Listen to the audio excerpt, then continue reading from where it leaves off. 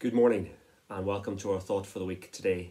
I'm Stephen, I'm the pastor here at St Thomas Baptist in Exeter, and it's lovely to have you join with us again this morning or whatever time of the day you have an opportunity to watch this. At this period of time leading up to Christmas, we get asked a lot by folk, what are your favourites? What's your favourite Christmas movie? What's your favourite Christmas drink? What's your favourite Christmas vegetable? And by the way, let me tell you plainly, favourite vegetable, sprout, has to be. Favourite drink, red slur. And favourite Christmas movie of all time, A Christmas Carol. But the Muppet version, with Michael Caine as Ebenezer Scrooge, no better Bob Cratchit ever portrayed than by Kermit the Frog. But seriously, it's a wonderful movie.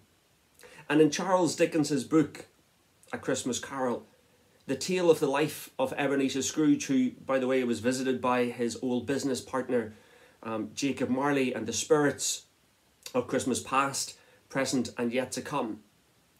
In that book, Dickens deliberately describes two main themes: the themes of redemption and the themes of forgiveness.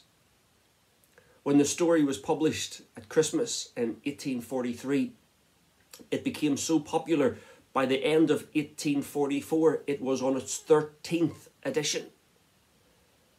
The narrative sold better than he had ever anticipated.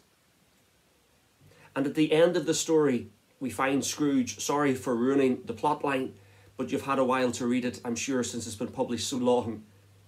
You find a man who treats everyone now with kindness, generosity, compassion, and that embodies the Christmas spirit. It's Michael Slater, who's the biographer of Charles Dickens. He said this about The Christmas Carol. Let me quote him.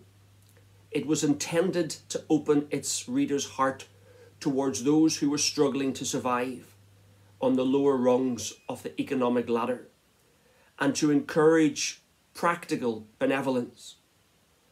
But it was also written to warn of the terrible danger to society created by intolerance and by the widespread ignorance and actual want among the poor."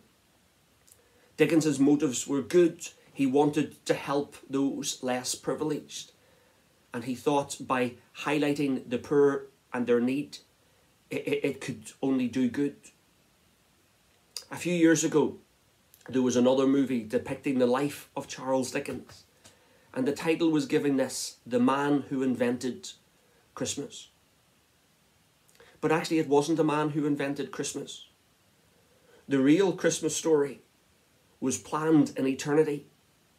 It was planned by God himself, so that real redemption and forgiveness could be found.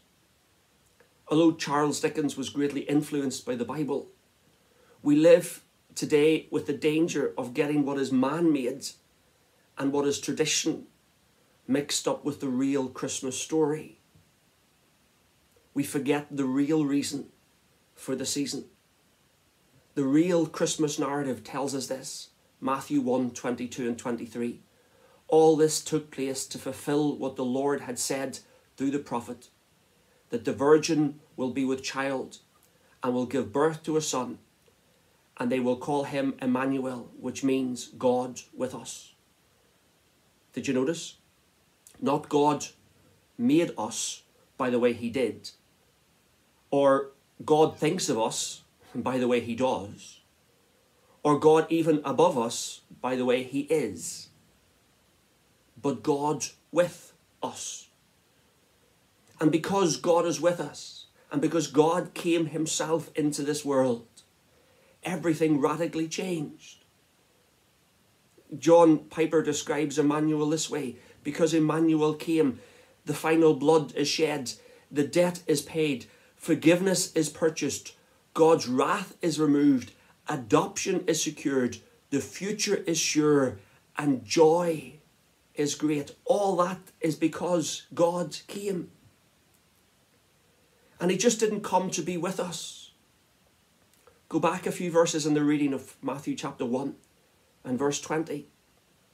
"But after he had considered this, the angel of the Lord appeared to him in a dream, saying, Joseph, son of David, do not be afraid to take Mary home as your wife, because what is conceived in her is from the Holy Spirit. She will give birth to a son, and you will give him the name Jesus. Why? Because he will save his people from their sins. God just didn't come to be with us, he came to save us. You see, Christmas begins what Easter celebrates. The child in the cradle would become the king on the cross. And you'll give him the name Jesus. The Hebrew name is Joshua, which simply means Jehovah is salvation. And Jesus came to save us from our sin. The word sin simply means the failure to hit the mark. And by the sins of commission and the sins of omission, we have failed. And we need a Saviour. That's why the Apostle Paul put it so well. Salvation is found in no one else, for there is no other name under heaven given to men by which we must be saved. There's nothing wrong, by the way, in enjoying Christmas traditions, loving Charles Dickens' A Christmas Carol. There are some great illustrations that come out of it. An old preacher, Kent Hughes, says, there is no such thing as a Christian Scrooge. We may know many Scrooges who claim to be Christian, but I don't think they can really claim to know Christ and be stingy. The gospel opens our souls. It also opens our hearts. And so it should do. But let us remember this Christmas that God took on flesh to save you and me. That's the real message of Christmas. That's the real meaning of Christmas. Happy Christmas to you all.